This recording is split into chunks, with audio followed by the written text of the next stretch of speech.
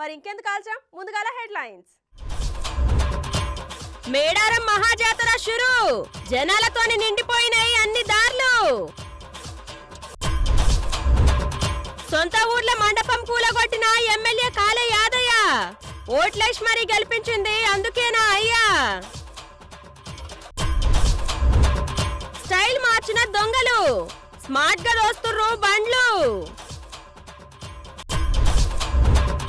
పర్మిషన్లు లేకుండానే పెడుతుర్రట ఈ స్కూళ్ళు, అధికారులు చూసుకుంటా కూసుంటారు సార్లు.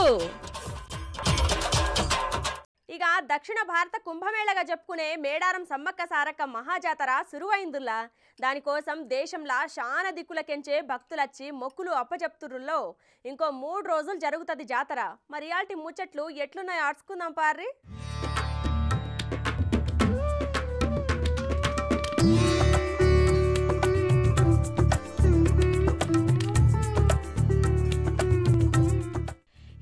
ఎక్కడిది ఏం పబ్లికు దారులన్నీ మేడారానికి తీసుకుపోతున్నాయంటే నమ్మరాదుర్రి. ఇక ఆసియాలనే అతిపెద్ద గిరిజన జాతర కాబట్టి మేడారం మహాజాతరకు దేశంలో అన్ని దిక్కులకించి భక్తులు లక్షలాది మందికొచ్చి అమ్మవార్ల గద్దెలను దర్శించుకుంటున్నారు. ఇక నిన్న సమ్మక్క కొడుకు జంపన్నకించి మేడారం పట్టుకొచ్చి గద్దెల మీద కూసోబెట్టిర్రు కదా. ఇక ఇయాల కన్నెపల్లిలున్న సారలమ్మ గుడిలా పూజారులు ప్రత్యేక పూజలు చేసి తర్వాత ఆదివాసీల సంస్కృతి సాంప్రదాయాలతో కన్నెపల్లి నుంచి మేడారం గద్దెలపైకి కుంకుమ భరణితో పూజారులు బయలుదేరిర్రు.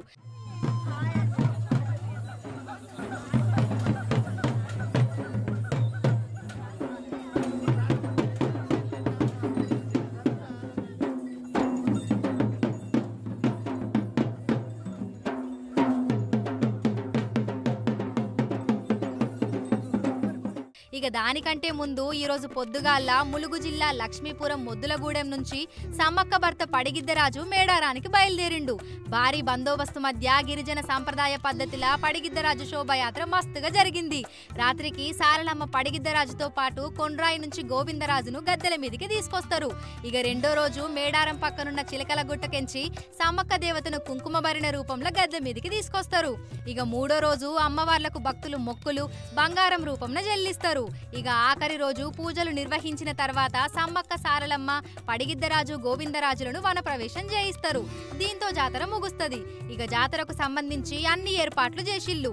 ఇక మేడారం జాతరకు ప్రధాని మోడీ తెలంగాణలో జరుగుతున్న గిరిజనుల అతిపెద్ద పండుగలలో ఒక్కటైన సమ్మక్క సారలమ్మ మేడారం జాతర ప్రారంభోత్సవం సందర్భంగా శుభాకాంక్షలు చెప్పుకుంటూ ఆయన ట్వీట్ చేస్తే, పవిత్రమైన మేడారం సమ్మక్క సారక్క జాతర సందర్భంగా అందరూ సుఖ సంతోషాలతో ఉండాలని ప్రార్థిస్తున్నారు. భక్తులందరికీ కోరిన కోరికలు నెరవేరేలా అమ్మవారు అనుగ్రహించాలని ట్వీట్ చేసిండు అమిత్ షా సారు.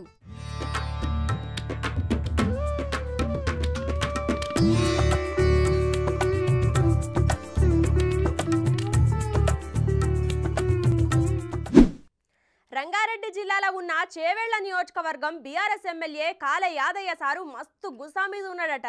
గట్లున్న కోపంలోనే ఆయన సొంత ఊర్లో ఉన్న గణేష్ మండపం కూలగొట్టిండటనుల్లా. అగో మరి యాదయ్య సార్కు గంతగానం కోపం ఎందుకు వచ్చిందో ఏమో అరుచుకుందాం పార్రి.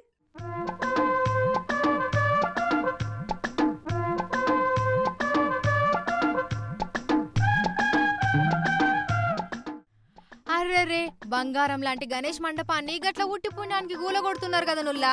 అగో గిది బీఆర్ఎస్ ఎమ్మెల్యే కాలే యాదయ్య సారు సొంతూరైన వికారాబాద్ జిల్లా నవాపేట మండలంలోని చించల్పేట గ్రామముల్లా. ఇక గీడ ఏం తక్కువ 20 ఏళ్ల సంధి గణేష్ పెడుతున్నారట. అట్లనే 2 ఏళ్ల కింద గ్రామ పంచాయతీ తరపున పర్మిషన్ కూడా తెచ్చుకొని అక్కడున్న యూత్ పొరగాళ్ళందరూ కలిసి గిట్ల మంచిగా మండపం పెట్టుకుంటే ఎమ్మెల్యే సార్ కళ్ళు ఎందుకు మండొచ్చు, గిట్ల ఎందుకు గులగొట్టించుండో అడుగుదాం. అన్న చెప్పే ఏంది సంగతి?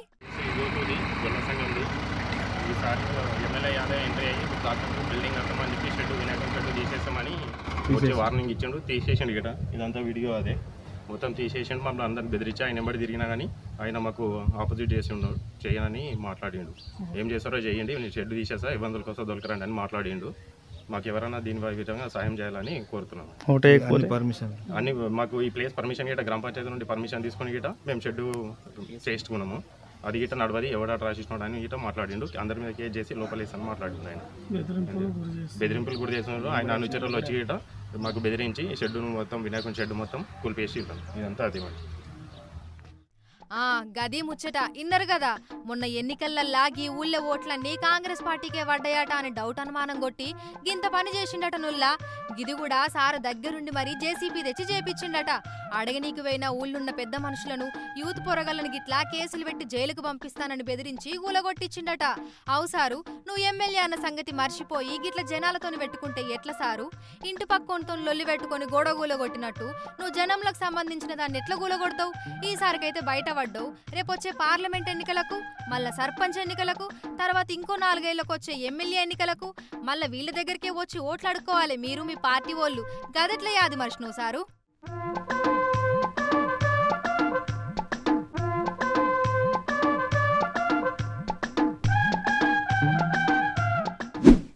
ఆలు లేదు సూలు లేదు కానీ కొడుకు పేరు కిలోమీటర్ పొడుగు పెట్టినట్టు అట్లనే ఇక్కడ అనంతపూర్లో ఉన్న ఒక ప్రైవేట్ స్కూల్ వాళ్ళు ఏమో చేద్దామంటే ఏమో అయింది. చూడు రూపారి.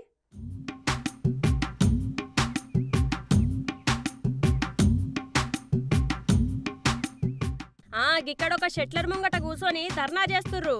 చూస్తంటే స్టూడెంట్స్ లెక్కనే ఉన్నారు.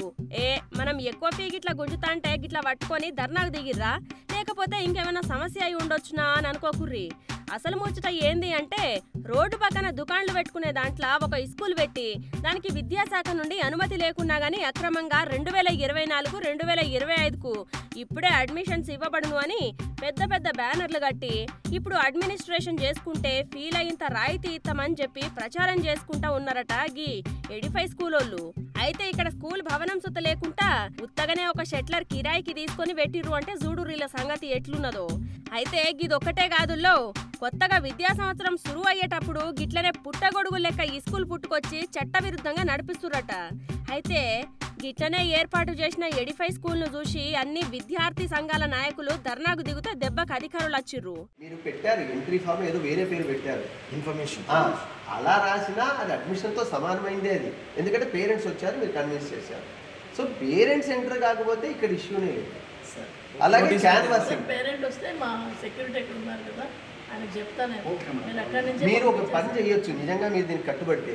ఇన్ని ఫ్లెక్సీలు పెట్టినారు కదా, 2024-25కి అడ్మిషన్లు ప్రారంభం కాలేదు అంటే అదే చేద్దాం సార్. అడ్మిషన్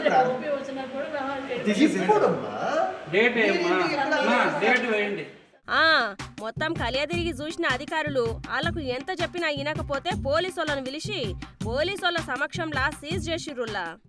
మరి అనుమతులు లేకుండా నడుపుతున్నటువంటి అనంతపురం నగరంలో ఎడిఫై స్కూల్ను సీజ్ చేసినటువంటి డిఓ గారికి, డిప్యూటీ డిఓ గారికి, అదేవిధంగా ఇక్కడ ఉండి మరి ఈవినింగ్ నుంచి దీన్ని కవరేజ్ చేసినటువంటి బిగ్ టీవీ వారికి ప్రత్యేకంగా మరి ధన్యవాదాలు తెలుపుతా ఉన్నాం. మరి ప్రభుత్వ నిబంధనలకు తుంగలో తొక్కుతూ నిబంధనలకు విరుద్ధంగా ఇవాళ జూన్ అకాడమిక్ ఇయర్ ప్రారంభ మాసంలో అడ్మిషన్లు చేయాలన్నా కూడా ఇవాళ ముందస్తుగానే ఫిబ్రవరిలోనే అడ్మిషన్లు ఓపెన్ చేస్తూ ఇవాళ అనుమతులు లేకపోయినా కూడా ఒక కార్యాలయంగా ఏర్పాటు చేసుకుని ఇంతవరకు కూడా బిల్డింగ్ కూడా కన్స్ట్రక్షన్ జరగకపోయినా, అనుమతులు లేకపోయినా ముందస్తుగా విద్యార్థుల తల్లిదండ్రులకు మాయ మాటలు చెప్పి ఇవాళ రకరకాల కోర్సుల పేర్లతో ఇంటర్నేషనల్ అంటూ, వరల్డ్ అంటూ ఇవాళ ప్రపంచవ్యాప్తంగా మా విద్యా సమస్యలు ఉన్నాయంటూ ఇవాళ విద్యార్థుల తల్లిదండ్రులు ఆకర్షణీయమైనటువంటి వాతావరణంగా ఫ్లెక్సీలు ఏర్పాటు చేసి అడ్మిషన్లు చేస్తున్నారు.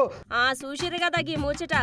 అసలు స్కూల్ లేదు, దానికి బిల్డింగే లేదు, పోనీ విద్యాశాఖ గెంచి పర్మిషన్ సుత లేదు. అందుకే కొత్తగా పిల్లలను ఈ స్కూల్ పంపే తల్లిదండ్రులు జర అన్ని చూసుకొని పంపుర్రి, లేకపోతే ఉత్తదే అవుతుంది కథ.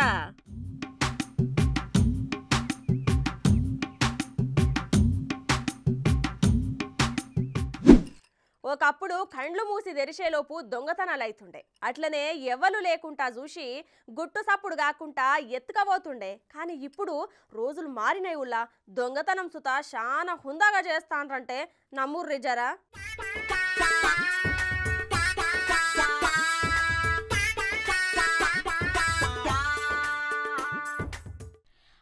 గిక్కడ బుల్లెట్ బండ్లే ఏదో ప్రాబ్లం ఉండి బండి స్టార్ట్ కాకపోతే వెనక ఇంకో బండి మీద కూసున్నోడు కాలుతోనే నెడుతుండు కదా.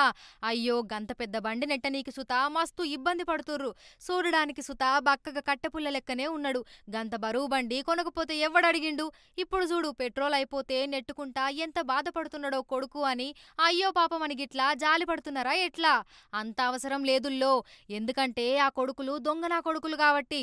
ప్రకాశం జిల్లా ఎర్రగొండపాలెం ఊళ్ళే ఎమ్మెల్యే ఒక ఈ స్కూల్ దగ్గర పెట్టి హై స్కూల్ గ్రౌండ్కు పోయి పని చూసుకొని తిరిగి వచ్చేసరికి బండి లేదట.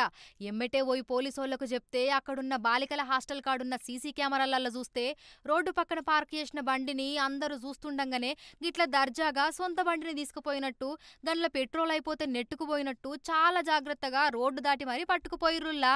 అయితే గా దొంగలు ఎర్రగొండ పాలెంకెంచి మార్కాపురం వైపు పోయినట్లు పోలీసులు గుర్తించి వాళ్ళని పట్టుకునే పనులు ఉన్నారట. ఇక ఇప్పటికైనా జర రోడ్డు పక్కన సేఫ్టీ లేని జాగల గిట్ల బండ్లు పెట్టకుర్రి. మీ బండ్లను ఇంకా ఏవో కండ్లు గమనిస్తూనే ఉంటాయని గుర్తుపెట్టుకోర్రి.